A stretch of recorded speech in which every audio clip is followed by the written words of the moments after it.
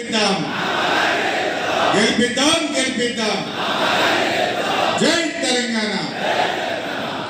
గౌరవనీయులు సభాధ్యక్షత వహిస్తున్న మన జిల్లా పార్టీ అధ్యక్షులు శాసన మండలి సభ్యులు మిత్రులు తాతా మధు గారికి,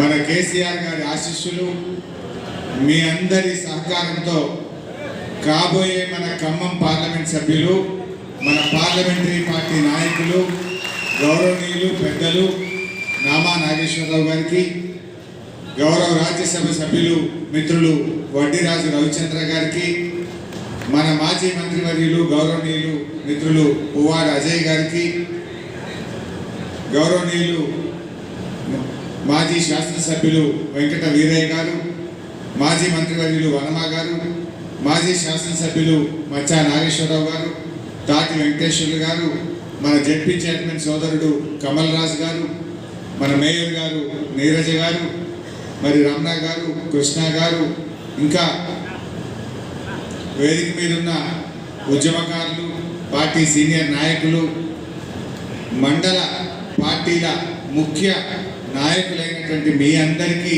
పేరు పేరున శిరస్సు వచ్చి నమస్కారం తెలియజేస్తాము. మా ఖమ్మం జర్నలిస్టులకు కూడా నమస్కారం తెలియజేస్తూ, ఇవాళ మా జర్నలిస్టులు కూడా ఆలోచించాలి, ఏమైపోతుంది ఖమ్మం. నిజానికి 4.5 నెలల కాంగ్రెస్ పాలనలో ఏం కనబడుతున్నాయంటే ముఠా రాజకీయాలు, తిట్లు, దేవుడి మీద ఓట్లు, ఇంకేమైనా ఉన్నాయా? ఇవాళ ఖమ్మంను గాలికి వదిలేసిండ్రు.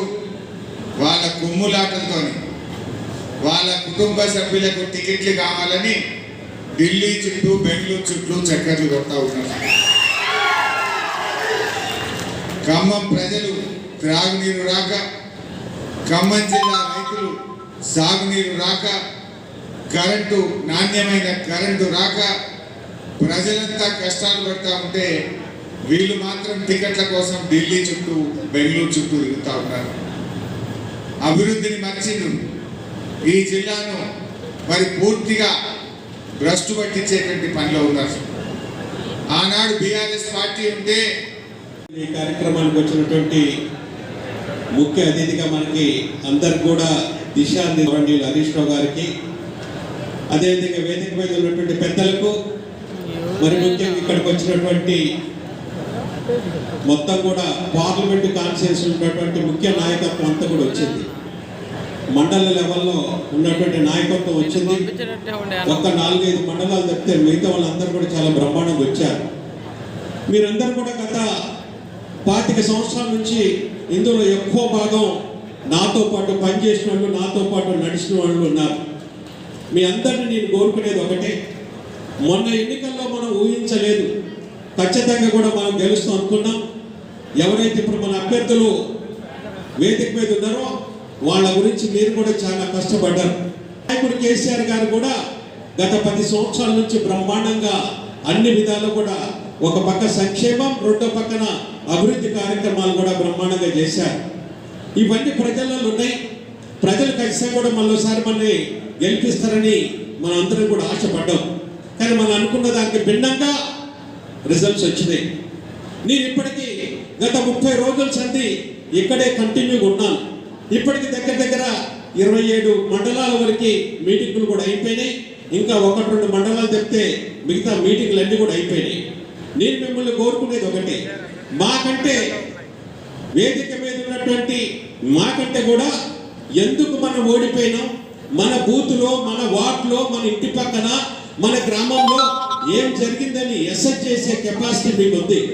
ఎందుకు ఈ యొక్క ఓటమి జరిగిందనేది పార్టీ మరి ముఖ్య నాయకుల సమావేశానికి ఇచ్చేసిన ముఖ్య అతిథిగా ఇచ్చేసిన ఉద్యమ రథసారులు అన్న, మరియు మన ఈనాటి మన అభ్యర్థి, మరి మన పార్లమెంటరీ పార్టీ నాయకుడిగా ఉండి బీఆర్ఎస్ పార్టీ తరఫున మన పార్టీ గళాన్ని, అలాగే తెలంగాణ గళాన్ని వినిపించి మళ్ళొకసారి కేసీఆర్ గారి ఆశీర్వాదంతో అభ్యర్థిత్వాన్ని ముందుకు తీసుకొచ్చి ఈరోజు నామినేషన్ వేసిన నామా నాగేశ్వరరావు గారు, వేదిక మీద ఉన్న మరి వద్దిరాజు రవిచంద్ర గారు ఎంపీ గారు, మాజీ శాసనసభ్యులు మరియు మాజీ శాసన మండలి సభ్యులు, అలాగే నియోజకవర్గ ఇన్ఛార్జీలు, వేదిక మీద ఉన్న ముఖ్య నాయకులు, ఇచ్చేసిన మా సోదరులందరికీ, మీడియా మిత్రులందరికీ, ప్రింట్ అండ్ ఎలక్ట్రానిక్ మీడియా మిత్రులందరికీ నా నమస్సుమాంజలు తెలియజేసుకుంటా ఉన్నాను.